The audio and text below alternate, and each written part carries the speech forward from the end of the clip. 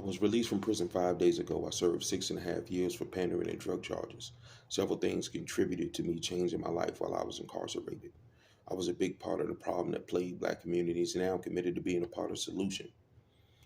But after I get into how I'll do that, I must acknowledge the fact that I owe society an apology. I was a bat out of hell. I fathered children I don't know. I manipulated women, used them, broke their hearts after turning their lives upside down. I even harassed some, even though at the time I thought I was being seductive. Worse still, I poisoned communities by transporting and distributing drugs all over the eastern half of the United States. Everywhere I went, I had the women I controlled ingratiate and reward men with sexual favors. I've been, I've committed every crime on the books, just about, except for rape and murder. There is a Tion Terrell from Michigan who was convicted of rape and murder. That ain't me. But, I've been confused with him, and it's hurt my reputation a lot.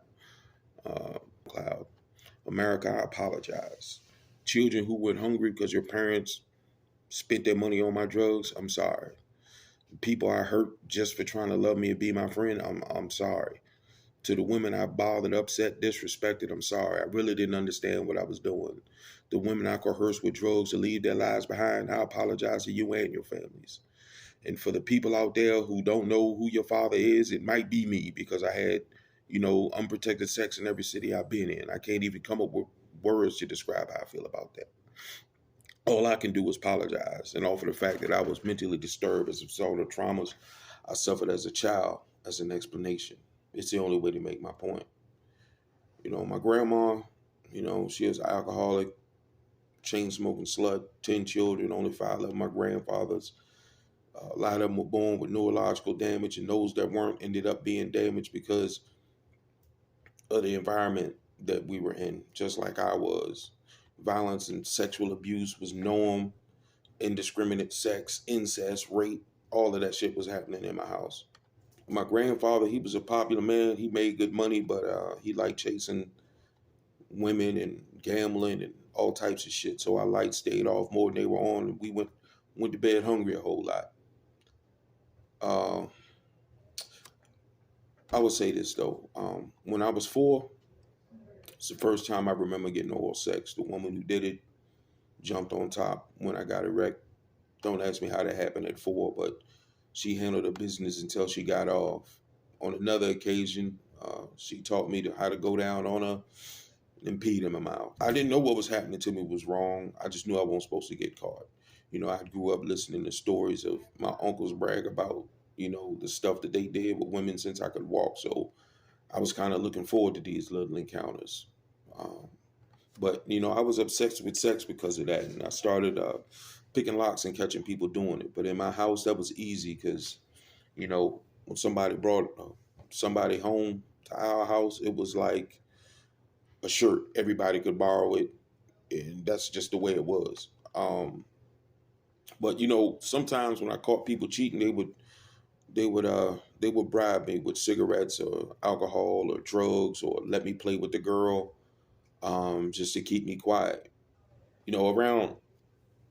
Around 9, uh, I got sent to shrink because I had a whole lot of behavioral problems, and they found out that basically I was a genius, IQ off the charts, which intelligence of a high school junior when I was 9. But my behavior was bad because of what I'd learned in my environment. But I'm going to share one particular story with you. My uncles used to move in and out of our house a lot for a few months at a time, and they would bring their girlfriends with them. And this particular girlfriend, she had 2 kids. One of them was related to us, but we don't know which one of my uncles was the father. This particular day, my uncle comes home, and she was sleeping with one of my cousins. He beat the dude up, had to go back to work.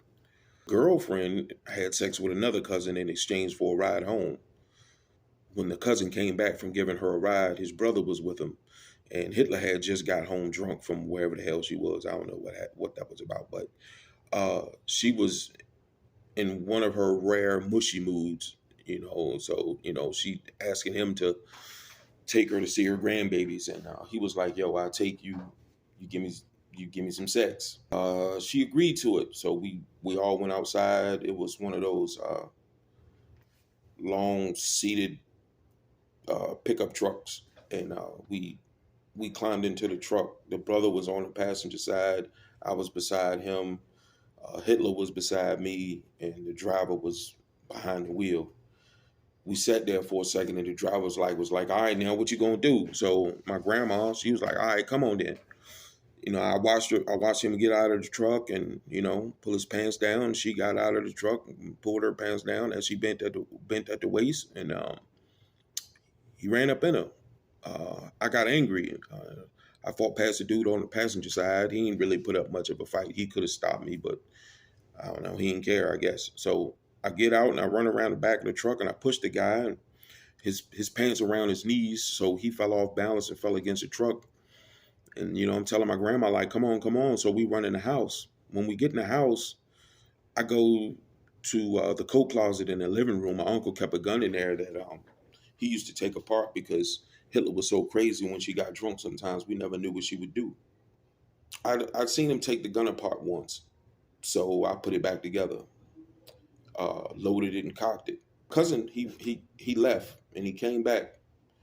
When he came back, I ran into the closet and grabbed a gun. When he opened the back door, he was facing the barrel of a shotgun. Grandma. I'm sorry, y'all. I'm sorry. This story's a little rough. Grandma, she she taught me how to shoot them. And I went to my room and I set the gun down and I went back to my grandma's room. Cousin went behind me and pulled the trigger for some reason.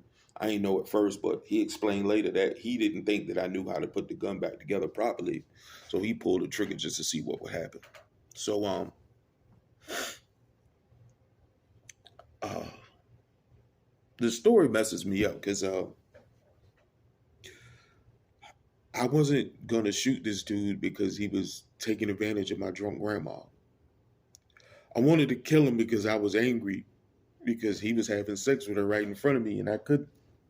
When I started to realize how messed up I was, it came from me watching the people around me in prison and getting sick of watching the same insane behaviors over and over again.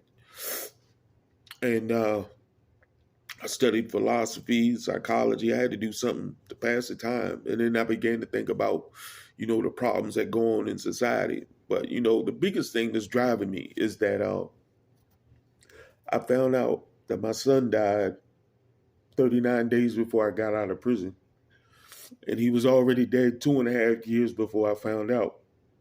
And he got shot. I don't really know the details, but it affected me harder than when I got shot myself. So I couldn't do nothing. Well, I could have done something for him, but I didn't. Um, it's a lot of kids out there who don't have anybody to teach them anything, and I figured out that I can do something about it. There are a lot of us who can do something about it. I intend to build a nonprofit organization that's gonna distribute the message that Black people can be better, do better, get better, but we got to do it for ourselves. I've come up with some designs for some programs that's gonna facilitate some of that change. I'll be beating social media down, putting this message out because somebody got to do it. There are too many wealthy, very wealthy Black people in America for us to keep crying to a government that evidently don't give a shit about us and trying to make them change things. We could be investing in businesses in our own communities and hiring our own people. We could be building our own institutions and not need uh uh I'm sorry, and not need affirmative action. We can fix this problem ourselves. We just gotta want to do it. And I probably won't reach everybody, but I can reach some people and I can do my part. That's all I can do. But thank y'all for listening. Got a lot in store for y'all, um, so stay tuned.